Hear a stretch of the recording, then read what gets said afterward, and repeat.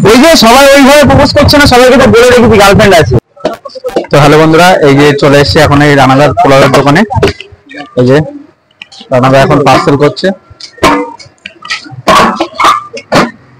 রানাদা কেমন আছো? ভালো আছি। তুমি কেমন আছো? এই মোটামুটি যাচ্ছে। তার জামা ষষ্ঠীতে গেল, জামা ষষ্ঠীতে শ্বশুর বাড়িতে যাওনি? আর শ্বশুর বাড়ি এখনো হয়ে পারেনি। এই শুনলাম তো মোটামুটি ঠিক হয়ে গেছে নাকি?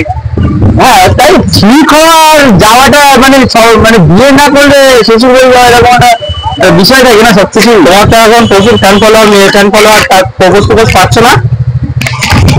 ওই যে সবাই ওইভাবে প্রপোজ করছে না, সবাইকে তো বলে রেখেছি গার্লফ্রেন্ড আছে। ও আচ্ছা, ওই ভাই থেকে প্রপোজ পাচ্ছে না, তাই তো? বলো। 20 টাকা 10 টাকা নেই পাওয়া যাচ্ছে। আমার এখানে পোলাও, আলুর দম, ফ্রাইড রাইস, চিলি পনির, স্পেশাল কুলফি আছে। এখন তো হাবড়াতে বেশিরভাগ পপুলার হচ্ছে চিকেন আর হচ্ছে পোলাও। তা তোমার নিরামিষে আসার প্ল্যানটা কিভাবে এলো?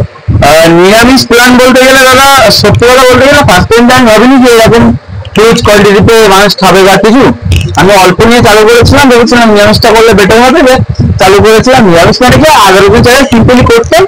সেইখান থেকে আর কি সবাই বললো যে নিলেই বললাম হ্যাঁ, পেঁয়াজ রসুন ছাড়া জিনিস, ঠিক আছে। তো সেইখান থেকে আস্তে আস্তে নিরামিষটাকে আর কি মানুষ সাপোর্ট করলো, মানুষ বলছে না নিরামিষটা দরকার বা কিছু। সেখান থেকে আস্তে আস্তে মানুষের জন্য সম্ভব হয়েছে যে এতটা হিউজ কোয়ান্টিটিতে নিরামিষ খাবার বিক্রি করা বা কিছু। আগে তো তুমি ঘুরে ঘুরে বিক্রি করতাম দেখলাম, এখন আগের থেকে কি সেল কি বেড়েছে? আগে যেমন ঘুরে যেমন বিক্রি করতো তার থেকে? হ্যাঁ হ্যাঁ, একদম একদম। কারণ আগে তো জাস্ট সাইকেলে তো আর এত সেটআপ যায় না। এই আজকে দেখো যে এই গামলা নিচে গামলা, এখানে পেটি, এত কিছু তো সাইকেলে যায় না। সাইকেল সেরকম যেটুখানি যেত সেটুখানি দিয়ে চলতো। তো সেখান থেকে এখন এখানে